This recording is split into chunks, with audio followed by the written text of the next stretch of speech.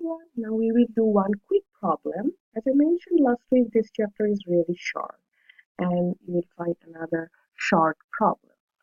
And here, this is the shortest problem of this chapter, and here you need to apply some formula to calculate some performance indicators. So let's try to do E1022A. You need to calculate sales margin, the sales margin, capital turnover, ROI, or return on investment, and the residual income. And this table is given here. All necessary numbers are here. You just need to know the formula and you need to plug in the numbers. So when I discussed the slides in one of my past videos, I actually discussed all those formulas. Still, I made one formula sheet. So if you go to your Blackboard side and if you go to week 11, here you will find the formula sheet.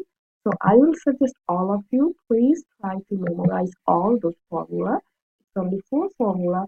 I know it's difficult sometimes to memorize the formula, but you can use some flashcards or you can write the formula a few times. That will be helpful for you to remember all this formula.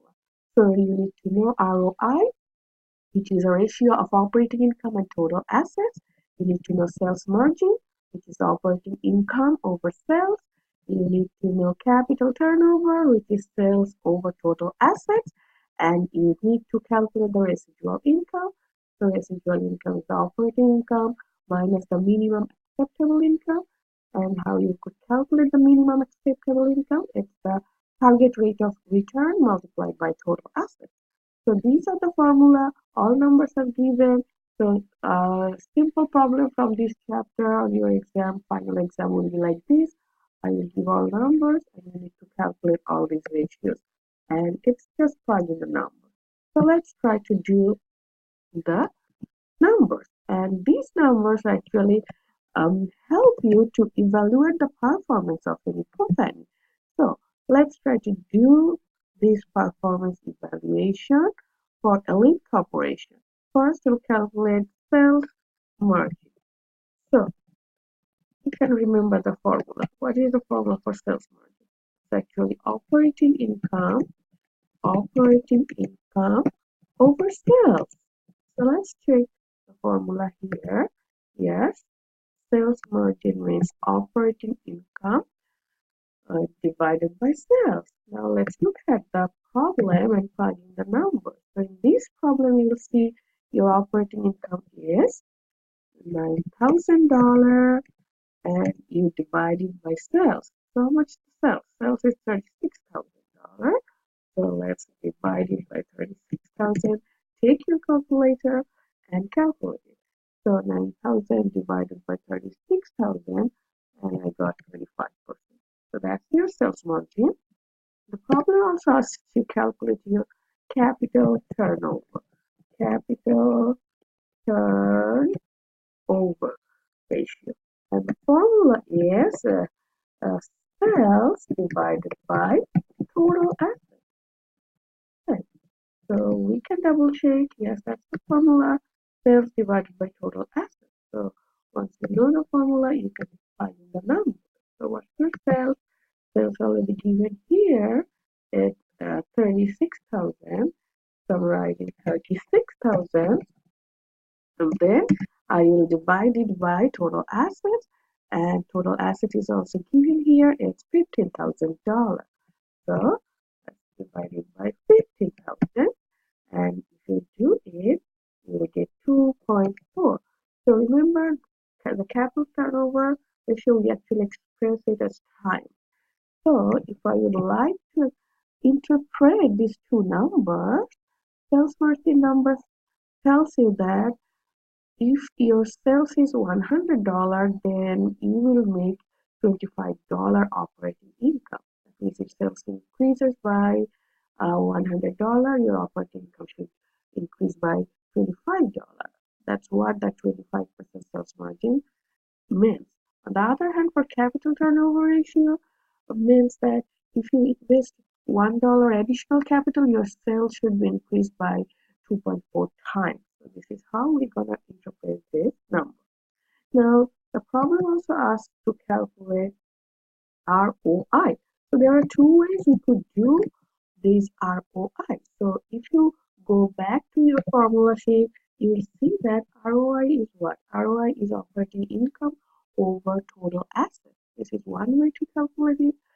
And another way is that to decompose it. So we can decompose it. So if we multiply sales, multiply the both numerator and the denominator by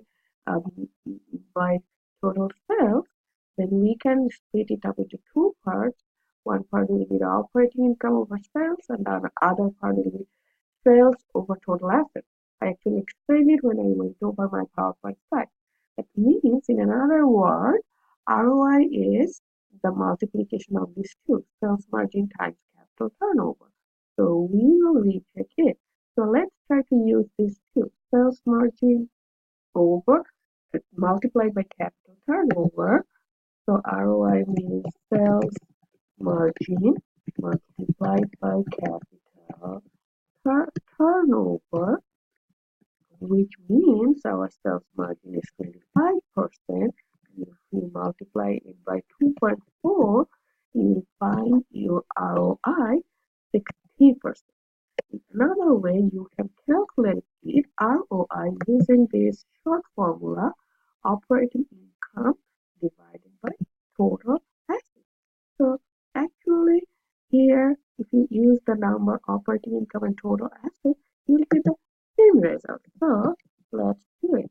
Operating income divided by total assets. Total assets and operating income is given here $9,000 and divided by total assets, which is given $15,000. That means if you change it, you will find the same number. So in one sense, you can decompose the ROI ratio into two parts, which are sales margin and capital turnover. And you could check it out if any company's ROI actually increased or decreased. What's the main factor that driving this result? Now let's try to do the second part of this problem, and it says to calculate the residual income. So I'll just write it down, residual income. You can also call it ROI in short, and the formula for this one is your operating income minus your minimum acceptable income. So how could you get your minimum acceptable income? The minimum acceptable income, you can get it by using your target rate of return. So sometimes your top management will fix the target rate of return for you, and then you need to multiply it by total assets, and this is how you're gonna get your minimum acceptable income, and your residual income will be the difference between these two, which is the operating income. Operating income is given here $9,000, and your minimum acceptable income you will get by using this little formula, target rate of return multiplied by total assets. And here the problem mentioned that their target rate of return is 14%, and if you multiply by total assets, which is $15,000, and you will get how much? Let's check it. So 9,000, and if you take 14% of $15,000, I got 2,100, which gives me my ROI is 6,900. That means they are having like excess income on top of their minimum acceptable income. So the company is actually doing good. So this is they're gonna call their residual income. So that's it. So you see this chapter's problem is not that complicated, but you need to make sure that you know all these formula really well. So that's it. Thank you for your